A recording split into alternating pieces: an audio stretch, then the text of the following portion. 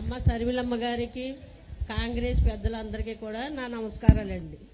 మరి మేము పంచదార గ్రామం నుంచి వచ్చామండి, రాంబిల్లి మండలం, అచ్యుతాపురం తాలూకా అండి.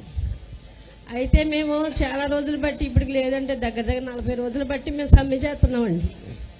ఎందుకంటే మా ఈ డీ పట్టా భూములని తెలుగుదేశం పార్టీ మాజీ వైస్ ప్రెసిడెంట్గా దినబాబు గారు అని ఆయన మా ఊరి పెద్దగా చలామణి అవుతున్నారండి.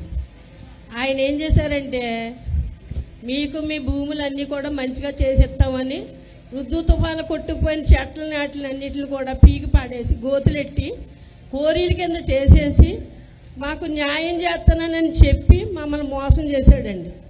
చేసి ఇప్పుడు తెలుగుదేశం పార్టీతో కుమ్మక్కయ్యి ఆ యొక్క ఎమ్మెల్యే గారితో కూడా పొంతలు కుదుర్చుకొని మా భూములు మాకు ఏ న్యాయం చేయకుండా తీసేసుకుందామని ప్రయత్నం చేస్తున్నాడండి. అయితే 40 రోజుల నుంచి అండి మేము అక్కడ ఎండలోని ఎన్నో బాధలు పడుతున్నామండి. ఒక కలెక్టర్ గారు కానీ, ఒక ఎంఆర్ఓ కానీ ఎవరు కూడా వచ్చి మాకు ఏ న్యాయం చేసింది లేదండి. మొత్తం 42 ఎకరాల భూమి అండి, అది కొండ భూమి అండి. మేము ఎప్పుడో కాంగ్రెస్ నాయకురాలు ఇందిరమ్మ గారు ఇచ్చిన భూములండి, అవి 52 సంవత్సరాలు అవుతూ ఉందండి ఇప్పటికి ఆ భూములు ఇచ్చి. అవన్నీ కూడా తీసేసుకుంటామని ప్రయత్నం చేస్తున్నారండి. అయితే మాకు న్యాయం చేయడానికి ఎవరు రావట్లేదండి. ఇందిరాగాంధీ గారు ఇచ్చాక తర్వాత ఎన్నో గవర్నమెంట్లు వచ్చినాయండి, కానీ ఎవరు కూడా చేయలేదండి.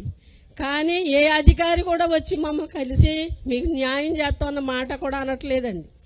ఇంతవరకు కూడా ఎన్నో గవర్నమెంట్లు వచ్చినాయి, కానీ ఏ గవర్నమెంట్ కూడా మాకు ఇలా చేసింది లేదండి. ఈ రోజున ఈ కూటమి ప్రభుత్వం వచ్చి మా భూములు లాక్కుంటాకే, మా దళితులు పొట్ట మీద కొడతాకే తయారవుతున్నారండి. మేము ఎవరికి చెప్పుకోవాలో మాకు దిక్కు తెన్ను లేదండి. తల్లి లేని అనాథుల్లాగా మేము మిగిలిపోయామండి అక్కడ భూమి మీద, కొండ భూమి మీద అండి. మేము ఏడుస్తున్నామండి. 25 కుటుంబాలండి మావి. ఎవరికి కూడా మాకు పట్టించుకోవట్లేదండి. అన్ని మీద ఆధారం అండి మాకు. మేము ఎవరికి చెప్పుకోవాలో తెలియట్లేదండి. అమ్మ సరిలమ్మ, మీరు న్యాయం చేస్తారని మీ దగ్గరకు వచ్చామమ్మా. ఈ రోజుని మాకు న్యాయం చేయాలని మేము కోరుకుంటున్నామండి. ఇంతేనమ్మా. అమ్మా, ఇక్కడ కాంగ్రెస్ పార్టీ ఎలమంచిలి కోఆర్డినేటరు అనంతరావు గారు ఇక్కడ ఉన్నారు. మీటింగ్ తర్వాత ఈయన ఇక్కడే ఆగుతారమ్మా. మీరు ఈయనను కలవండి, మిమ్మల్ని కలెక్టర్ దగ్గర తీసుకెళ్లి మాట్లాడతారు. ఏమైనా పరిష్కారం వస్తుందేమో చూద్దాం. అలాగేనమ్మా, మీకు చాలా రుణపడి ఉంటామమ్మా. మాకు న్యాయం చేయండి అమ్మా. మేడం, దీనికి కారణం మెయిన్ కలెక్టరే మేడం. ఆల్రెడీ పిటిషన్ కూడా 2-3 సార్లు పెట్టినా కూడా పెట్టించుకోలేదు మేడం.